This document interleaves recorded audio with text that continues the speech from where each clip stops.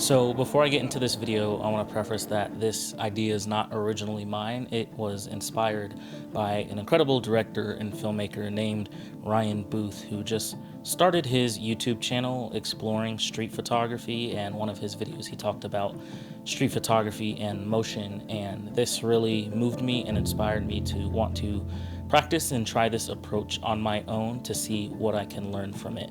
So definitely check out his video. I'll link his channel down below and make sure to subscribe to him. So my usual approach to street photography is usually with a stills camera, going about my day, taking photographs and just capturing little moments as they happen. So over the course of 2 days, I decided to leave my stills camera behind and take my Sony FX3 out to catch these moments in motion. So a few things I learned is that motion gives you a better understanding of the moment. Motion allows you to see the before and after of a moment, the little details of how people move and interact, whether that they be on their own or with a group of people.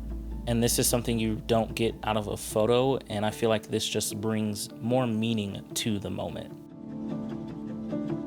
So the second lesson is being able to live in a moment with somebody longer than a split second when you're taking a photograph allows you to break down that barrier where they either notice you or you don't, and you kind of have to stay there so that you can properly capture the moment. And that awkwardness of the situation, I feel like, is just overcome either because I continue to just look down at the camera and ignore them acknowledging me, or I just acknowledge them and compliment them, or just send like a subtle smile their way, and they continue to just go about their day, not minding that I'm just out capturing people in the streets. I think if you approach any situation and you just have good intentions behind it and your body language shows that, it's a lot more disarming to the people around you. So the third and final lesson here is that motion allows you to experience the emotion